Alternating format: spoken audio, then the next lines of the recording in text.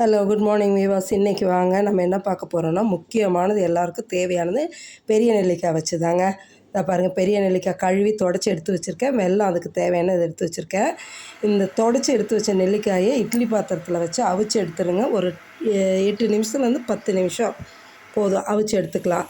இந்த பக்கம் பார்த்திங்கன்னா ஒரு வானலை வச்சு ஒரு டம்ளர் தண்ணியை ஊற்றி தண்ணி கொதிக்கவும் அந்த வெல்லத்தை நம்ம உடச்சி வச்சுருக்கோம், அந்த வெல்லத்தை போடுங்க.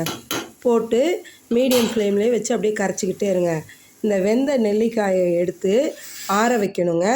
ஆற வைக்கும் போது என்ன பண்ணுறீங்கன்னா, எடுத்து அப்படியே விரலால் எடுத்து 2 விரலால் வச்சு அமுத்தினீங்கன்னாவே அப்படியே ஸ்ப்ளிட் ஆகி வருங்க. அந்த நெல்லிக்காய் மேலே ஒரு கோடு கோடாக இருக்கும் பாருங்கள், அந்த இதில் கரெக்டாக அழகாக ஸ்ப்ளிட் ஆகி வரும். அப்போ நல்லா வெந்துருச்சுன்னு அர்த்தங்க.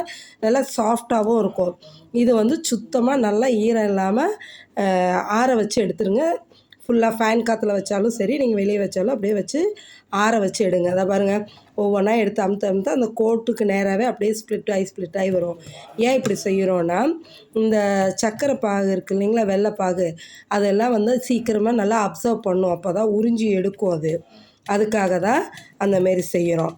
இந்த கடையில் அந்த வெள்ளைப்பாகு மீடியம் ஃப்ளேமில் வெல்லம் கரைஞ்சிக்கிட்டே இருக்கட்டுங்க. பாகு பதெல்லாம் இல்லைங்க, பிசு தன்மை வந்தாவே போதும். வெள்ளம்லாம் கரைஞ்சி பிசு தன்மை வந்தாவே போதும். இந்த நெல்லிக்காய் அவ்வளோ சத்துங்க. குழந்தைங்கள்லேருந்து பெரியவங்க வரைக்கும் ரொம்ப முக்கியமான தேவையான ஒன்று இந்த நெல்லிக்காய் தாங்க. ஏன்னு கேட்டிங்கன்னா, இதில் விட்டமின் சி இருக்குங்க. இது ஆன்டிபயோட்டிக், நோய் எதிர்ப்பு சக்திக்கு முக்கியமான ஒன்று இந்த நெல்லிக்காய். சொல்லுவாங்கள்ல, an apple a day keep the doctors away. தினம் ஒரு நெல்லிக்காய் சாப்பிட்டா டாக்டர்கிட்ட தினம் ஒரு ஆப்பிள் சாப்பிட்டா டாக்டர்கிட்ட போக தேவையில்லைன்னு சொல்லுவாங்கங்க. ஆனால் நம்ம ஒரு ஆப்பிளுக்கு பதிலாக இந்த ஒரு நெல்லிக்காய் சாப்பிட்டோமே, அந்த ஆப்பிளில் உள்ள சத்து ஃபுல்லாக இந்த நெல்லிக்காயில் இருக்குங்க. அதனால் கவலையே படாமல் தினம் இந்த ஒரு நெல்லிக்காய் சாப்பிட்டோம்னாவே நம்மளுக்கு உடம்புக்கு தேவையான நோய் எதிர்ப்பு சக்தி கிடைக்குங்க. நீங்கள் அதனால் டெய்லி சாப்பிட்லாம். ஆனால் வெறும் நெல்லிக்காயை குழந்தைங்க சிலர் சாப்பிட மாட்டேங்கிறாங்க. அதுக்கு இந்தமாரி நம்ம ப்ரிப்பேர் பண்ணி வச்சிட்டோன்னு வைங்களேன், டெய்லி விளையாட்டு அதுக்கிட்ட 1 2 கொடுத்தோன்னா சாப்பிட்டுடுவாங்க. அந்த புளிப்பு இனிப்பு எல்லாம் சேரும்போது அது ரொம்ப நல்லாயிருக்கும். இது நீங்கள் ஃப்ரிட்ஜுக்குள்ளெலாம் வச்சு ஸ்டோர் பண்ணணும்னு அவசியம் இல்லை. அந்த வெல்லம் நல்லா கொதித்து அந்த பிசு தன்மை வந்ததும் ஆற வச்ச நெல்லிக்காயை எடுத்து அதில் போட்டுருங்க. போட்டு திரும்பவும் ஒரு 10 to 15 மினிட்ஸ் நல்லா கொதிக்கட்டுங்க. ஏன்னா அந்த நெல்லிக்காயில் அந்த சர்க்கரை பாகு ஃபுல்லாக ஏறி வருங்க வெந்து. அப்போ அந்த இப்போ இந்த கலர் அப்படியே டோட்டலாக சேஞ்ச் ஆகும். எப்படி நெல்லிக்காய் வெந்ததும் அதோடய கலர் ஒரு மாதிரி மாறிச்சோ, அதே போல் இந்த சர்க்கரை பாகில் இதாகும்போது வேகும்போது அதோடய கலர் இன்னுமே மாறுங்க. அப்போ நான் அந்த ஸ்டேஜ் காமிக்கிறேன் பாருங்கள். அந்த டைம் நீங்கள் இறக்கி வச்சுக்கிட்டு ஒரு கண்ணாடி கண்டெய்னரில் போட்டு வச்சிட்டிங்கன்னு வைங்களேன், டெய்லி ஒரு பீஸ் 2 பீஸ் கொடுத்தோன்னா நல்லா இம்யூனிட்டி பவர் கிடைக்குங்க. விட்டமின் சி, நோய் எதிர்ப்பு சக்திக்கு தேவையானது ஃபுல்லாக இந்த நெல்லிக்காயில் இருக்குது. நம்ம சாப்பிட்லாம். ஆப்பிள் சாப்பிட்றோமோ இல்லை, இந்த நெல்லிக்காய் சாப்பிட்லாங்க. அவ்வளோ ஸ்ட்ரென்த்தானதும் கூட.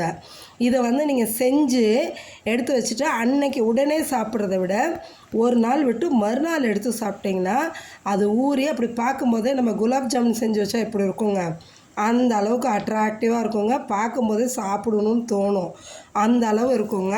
குழந்தைங்க ஒன்று சாப்பிட்டு பார்த்துட்டாங்கன்னா வேண்டாங்கிற குழந்தைங்க கூட வாங்கி சாப்பிடுவாங்கங்க. லேடிஸ்க்கு ஜென்ஸ்க்கு எல்லாத்துக்குமே, லேடிஸுக்கு ரொம்ப மெயினாக முக்கியமானதுங்க. ஏன்னா அவங்க பொழுதுக்கும் வேலை, எந்த டே ஃபுல்லாக பார்த்திங்கன்னா ஒர்க் பண்ணிகிட்ருக்கவங்களுக்கு எதுவும் உடம்புக்கான ஹெல்த்தியானதை எடுத்துக்க மாட்டேங்கிறாங்க. அவங்களெல்லாம் இந்தமாரி 1 2 சாப்பிட்லாம், நல்லா ஒரு ஸ்ட்ரென்த் கிடைக்கும். பாருங்கள், இப்போ முடிஞ்சிருச்சு. இந்த ஸ்டேஜில் எடுத்து நான் ஒரு கண்ணாடி பவுலில் கொட்டி வச்சுட்டேங்க.